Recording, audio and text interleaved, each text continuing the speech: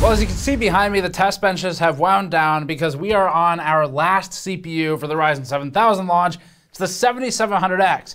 We saved this one for last because not sure if you've seen our history with the R7 SKUs lately, but so just in case, we thought maybe this one would go that direction as well. Saved it for last.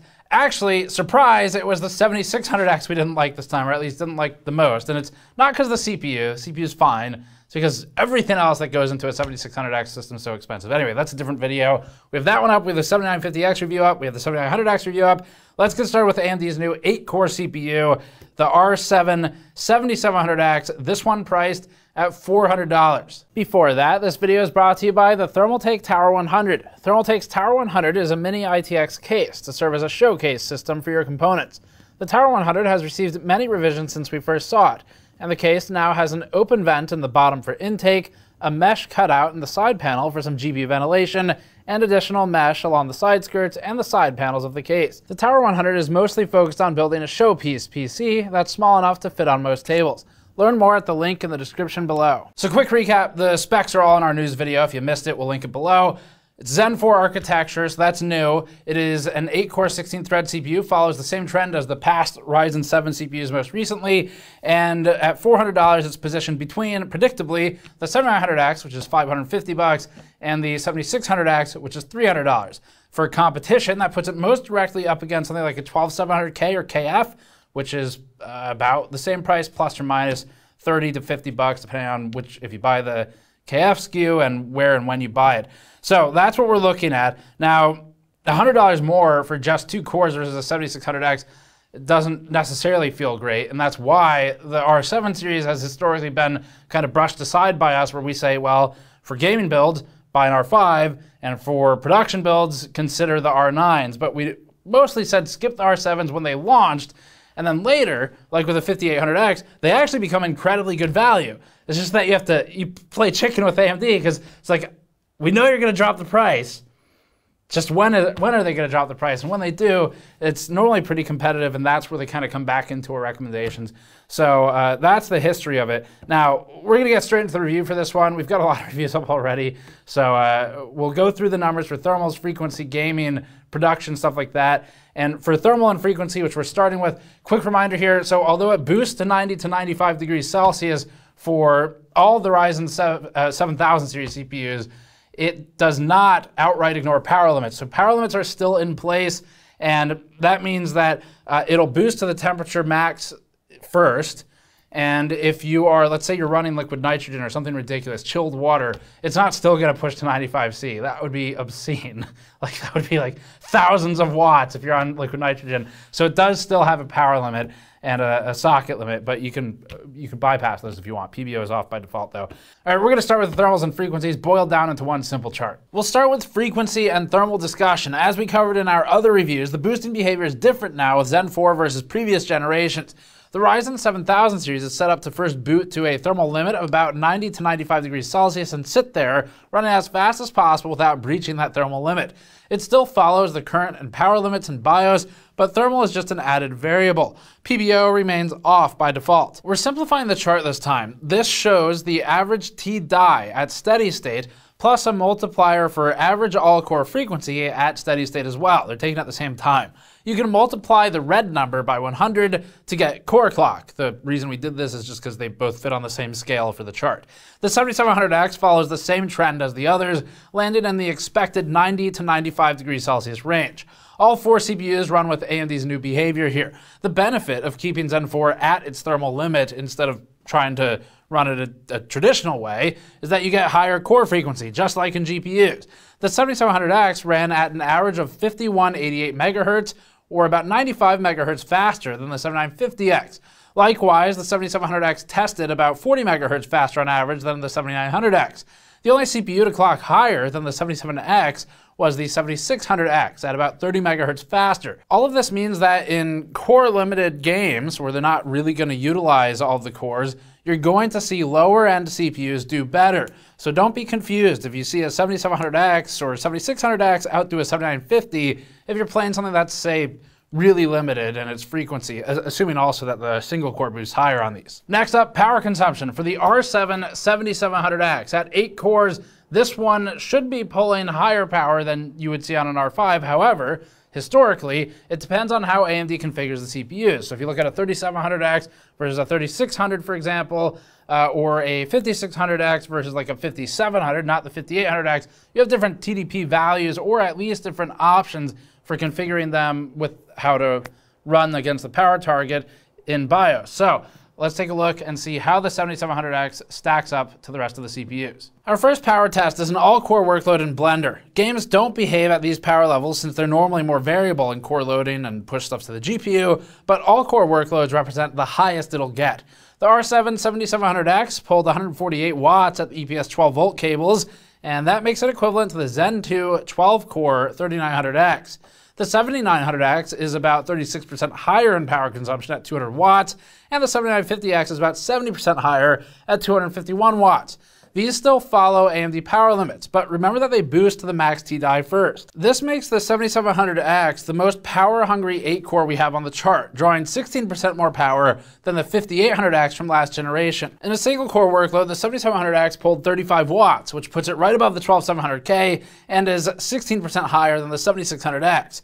The 7900X and 7950X pull 40% and 48% more power, respectively. Time to get into the gaming benchmarks. The 7700X lands right between production and gaming class CPUs, so we thought we'd start with some gaming stuff first. For this, we have an entirely new test suite, so all the benches behind me were running non-stop for basically 5 days as the whole team of us kept them running. We knocked out all the testing with new games, Windows 11, we've switched to DDR5 6000, we're using the same timings on Intel and AMD for the stuff that can take DDR5, and that's kind of the background for it. Let's get started. Starting the gaming benchmarks with CSGO at 1080p, the 7700X ran at 419 FPS average. That ties it with the 7900X. The 7950X is the only CPU on the chart to actually beat the 7700X with a slim 4% lead for 75% more money. Not really worth it, but also not how the 7950X should be used anyway. The 7700X runs ahead of slightly older CPUs of comparable price, like the 58X3D, by about 22% here. It also outpaces the 12700KF by 21%. In a vacuum, just looking at the cost of the CPU, that's a better value. But with the total cost of the platform factored in, that value argument gets harder to dictate, or at least until we see the B650 motherboards. Some of AMD's own hardware is a better value option right now, although it will strand you on an abandoned platform. Cheaper options are available today, of course, but in this particular game, it shows a clear loss of performance as the CPU tier continues to drop down. So this is one where there's really clear scaling. Moving to 1440p, the lineup and scaling are almost identical, with no meaningful difference as compared to the 1080p results. This is expected, and it's because we're entirely CPU bound, not GPU bound. That means the CPU choice is still governing the peak performance, whereas most games would be on a GPU limitation at this resolution. Next is Rainbow Six Siege, where the 7700X averaged a mere 607.7 FPS. Not 607.8, which is ideal, of course, and definitely not 607.6, which would suck. It's just 607.7. That has it falling short of the 12900K's 615 FPS average. The scaling on the top half of the chart is relatively limited in range, so you have to look all the way down to a 5600X or a 12600K or something like that to start seeing larger differences. Even with the 12100F at over 430 FPS average, you're safe with basically any CPU on the chart, except for maybe a Zen 1 R7 1700 at 280 FPS, and obviously that's because the human eye can't see less than 300 FPS average, 300.3, but everyone knows that. In Far Cry 6, the 7700X scored 175 FPS average, so obviously the human eye can't see it. It performs identically to the 7900X, the 7950X, and the 12900K for average FPS. Lows were better on the 7700X versus the higher core count CPUs due to the game having issues with scheduling on those high core count parts, and we covered that in the 7950X review. You can see that on the 7950X and 12900K specifically, and Far Cry is also the game that had issues with Windows 10 and E-cores previously, though we're on Windows 11 now. The 5800X3D takes the top position, leading the 7700X by a narrow margin. Far Cry 6 benefits from the large cache here more than it does the core count or the clock speed. Moving on to Final Fantasy XIV Endwalker, the benchmark. This is an offline performance test. It's not necessarily representative of typical gameplay because you can't really test online with lots of players since that's not repeatable. That said, we can still extract meaningful data and scaling from the benchmark, so we know which one's better than the other. The 7700X ran at 230 FPS average, putting it on par with the 12700KF. The 12900K landed at 7.4% ahead at about 248 FPS average, but at 43% more money than the 7700X. Probably not worth it. The 7700X leads the 7600X by about 3%, nothing much, and looking a few generations back to the 3700X, the 77X performs 55% better. If you've been using Ryzen 1000, 2000, even 3000 CPUs for a few years, it might be time to consider an upgrade, but of course, if you're happy with the performance, just stick with what you got. Next up is Shadow of the Tomb Raider at 1080p. The 77X ran at 263 FPS average and is within error of the 58X 3D, the 7950X, and the 7900X. We start to see a gap form as the 77X performs 3% faster than the 7600X.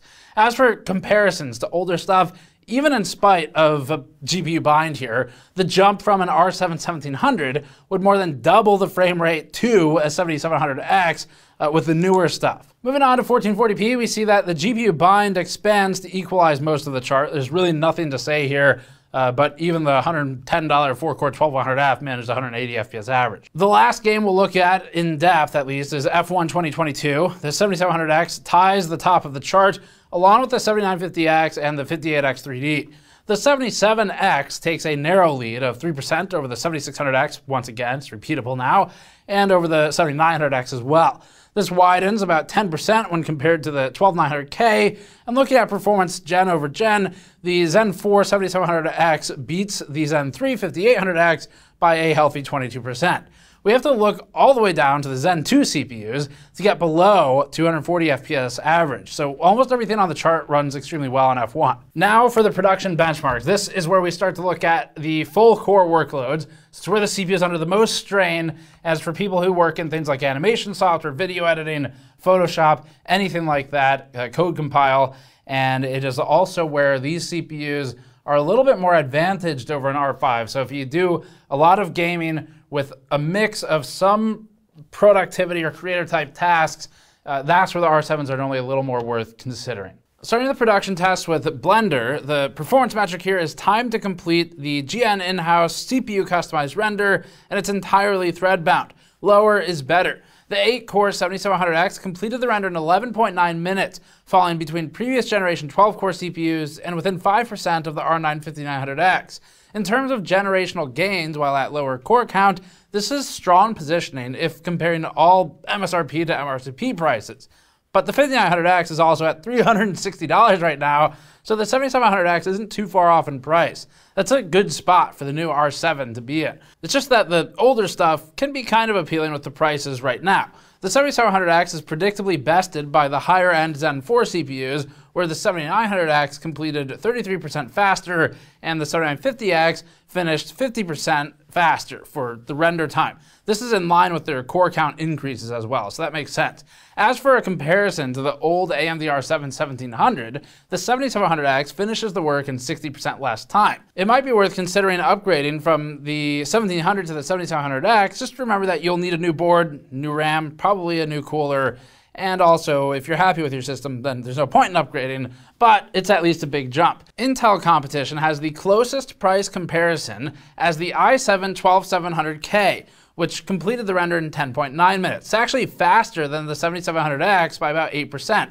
So that's a small mark in Intel's favor for this one. Next, we want to take a look at the power efficiency of the 7700X. AMD made a big deal about the efficiency of Zen 4 in its marketing materials, mostly as a distraction from the fact that the overall power consumption this generation is significantly higher. This test breaks down the average power required to render one frame in our Blender benchmark. The values are represented in watt hours, and lower is better, and our input is the amount of time and the active power required to complete the same work, with the output and energy being the watt hours number. The 7700X calculates to 29.3 watt hours in our test, which is 5.2% lower than the 5800X 3D and R5 7600X.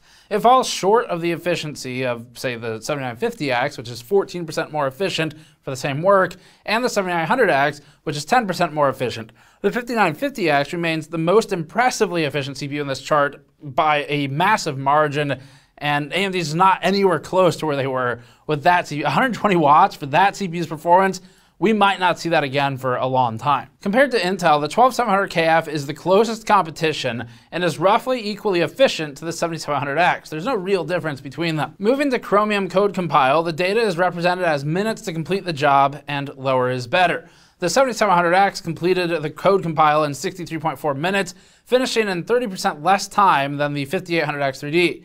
Generationally, it's reduced over the 5800X by 27%, and the improvement, or the reduction in time required from the 3700X, is 33%. So you can do some simple math here. If you're using one of those CPUs, you're compiling code regularly, and say it takes you an hour to complete, lop off 27% or 33% of that time. That's what you would get by moving to the 7700X. Compared to the oldest R7 CPU on this chart, which we imagine a lot of people will be upgrading from, the 7700X completes the work in 59% less time than the R7 1700 from Zen 1. Intel's 12700KF competition is roughly equivalent in price and comes on a cheaper platform, while also outperforming the 7700X by 6.8%. If workloads like this are a big deal to you, you'd be much better off with the 7900X or 7950X if you can afford it, obviously. It is a big price jump. 7900X is a little closer though. The 16-core one here, the 7950X, completes the compile 41% faster than the 7700X. File compression and decompression are next, tested with 7-zip and represented in millions of instructions per second, or MIPS. Higher is better, and behavior between compression and decompression changes. The 7700X ran at 123K MIPS, which is roughly equivalent to the 5900X and the competing 12700KF. The 12900K completed 12.5% higher instructions per second than the 7700X, which is a good thing, and the 7950X chart topped at 194K MIPS. So that's a 58% increase over the 7700X. It's also a big price increase at $700 versus spending, say, closer to $400. If you're on older stuff, here's what you need to know. The 7700X is 31% better than the R7 5800X. It's 58% better than the R7 3700X in this test, and it's 146% better, or more than double, than the R7 1700 CPU in this test. Now, the 5800X is worth keeping around for a while longer. It's still new. The 1700 might be worth considering an upgrade for regular users of this work if you feel like it's slowing you down. In 7-zip decompression, we see wider gaps form between the CPUs. The 7700X scored 143K MIPS, leading the 5800X by 17% and the 12700KF by 16%. Predictably, the 7900X and 7950X outclassed the 7700X as this test scales well with the cores. And if you were to consider upgrading to the 7900X, the benefit would be about 48% over the 7700X. So that is a disproportionately high gain than we've seen in some of the other tests here. The improvement over the R7 1700 is not as big as it was in the last chart, but it's still a doubling in performance uplift. Next is Adobe Premiere testing, ranked in aggregate from performance of filters, transforms, live playback and scrubbing, rendering, and more. The 7700X scored 995 points, which puts it in close proximity to the 12700KF at 2% ahead. The 5900X is tied here. The 5950X is also about tied. And for something that it actually is different in performance, the 7700X outperforms the 5800X by 12%, while the R7 3700X is outperformed by 23%, and the older R7 1700 is outperformed by 64% improvement, that is, on the newer CPU. Our last production test is Photoshop, where we saw previously that the 7900X held an advantage here over the 7950 as we run the tests at least. We reasoned that this is due to the higher clock speed on our 7900X, which is in part due to the silicon fitness or the quality, and in part due to better thermal headroom from lower thermal density, which allows it to boost a little bit higher. The 7700X scored 1550 points, which puts it at the top of the chart, right alongside the 7900X and the 7950, and it leads the competing 12700KF by about 16%.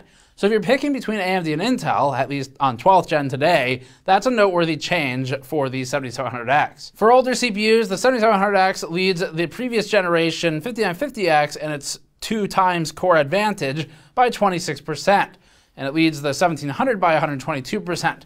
The 1700 was from an AMD generation that had a disadvantage in Photoshop versus Intel from the time, so the gains are pretty large here. So recapping the performance then, we're going to start with just intra 7000 series discussion. This is ignoring competitors, lower end products that are outside the range, previous generation products, just starting with 7000 series. The 7700X in gaming is within 10% of the 7600X basically all the time.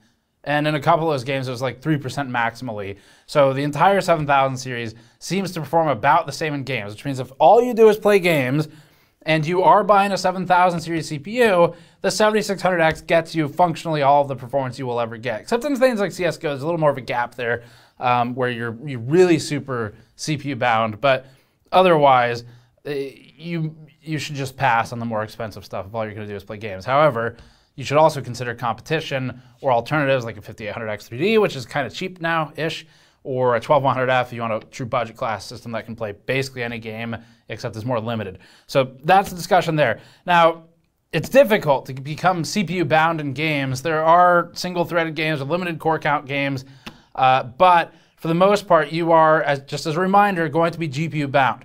And these CPUs are all so high-end that it's worth kind of remembering the context of a review is to intentionally create a CPU limitation so we can see the percent scaling between them. It's not until probably the 40 series that you're going to more realistically push those bounds, and we'll find out more about that soon. The point is, though, don't get too caught up in buying the highest end CPU if you're mostly gaming, because it won't serve you well. That money could go better towards the GPU. And also, if you're happy with your system today, just keep using it. Like, really evaluate, do I need to upgrade? Am I unhappy with the performance? If the answer is you just want to build a new system for fun, or you are unhappy with the performance, obviously upgrade. But we like to remind people of that because it's very easy to get caught up in the hype and just buy something when you're like, I actually don't need 15% more FPS. If you are mostly doing production type tasks, the R7 7700X strikes an okay middle ground. It's just that if you could stretch the money, either of the R9s is significantly more valuable for getting stuff done faster. So if you make money with your computer and you find that your computer is actually binding you up, you're waiting for it to complete tasks, then it is worth going for an R9, because in theory, it's kind of just cost of doing business. It'll let you get more stuff done faster, valuable there. But if you're more of a hobbyist, you occasionally play around with Premiere, the 7600X is perfectly fine for stuff like that, as is like a 12700K. And speaking of, the competition right now from Intel, honestly, it's more in the low end than it is at the same price class. So 12700K and KF, they are close competitors at times. It's often within 10% or so. It just depends on what you're doing. The bigger difference is, one, Intel's coming out with 13th gen very soon. Like, should be announced probably today. And two, if you need to save money, go DDR4 or something, lower end cooler, lower end power supply, whatever, you're probably going below the $400 class anyway. And we have plenty of reviews for that if you want to look at it. But AMD has basically abandoned that price point right now. So the R7 this time, we're not as negative on it as we have been in the past, because we're more negative on the R5. That's kind of where that energy was directed this time. It's in the middle. I don't know. I don't personally have a strong opinion on it. I don't think anyone on the team who worked on it really does either. It's kind of just whatever. It's another 8-core. Gaming performance is nothing to speak of compared to the 7600X, or I mean, that's really it. That kind of tells the whole story. We would say at this point, wait for B650, which is the other chipset boards. They're supposed to start at $125, supposed to be out October 10th or something like that. The X670 stuff's so expensive, it blows the cost of the system out of the water. And the biggest problem right now is actually the total system cost or the platform cost. So motherboard, RAM, cooler, all that stuff, not really the CPU alone. CPU price alone hasn't changed much. Everything else around it has. So that's it for this one. To try and give a firmer conclusion, we're still sort of in the camp of either buy lower end or higher end than a 7700X, but it's the same as before. If you're mixing in some production stuff at a hobbyist level with gaming, and you think the extra performance bump over a 7600X would actually be meaningful to you, then sure. But if that doesn't sound like something you're doing, then just buy something on either side of it. If you're more production heavy, go that way. If you're more gaming heavy, go that way. But that's it for this one. Thank you for watching. Subscribe for more. This week was really hard. So actually specifically the last 24 hours. So if you want to support our testing and independent reviews, you can go to store.gamersnexus.net, grab things like our PC building mod mats. If you want a rugged service for building computers, tube bending for custom loops, which you probably want to go towards these days with higher end stuff, or just wiring diagrams, pinouts, the grid for tracking screws, all that stuff. It's a great way to protect the table and to protect your components as well. So grab one on store.gamersnexus.net. Thanks for the help and thanks for watching. Subscribe for more. We'll see you all next time.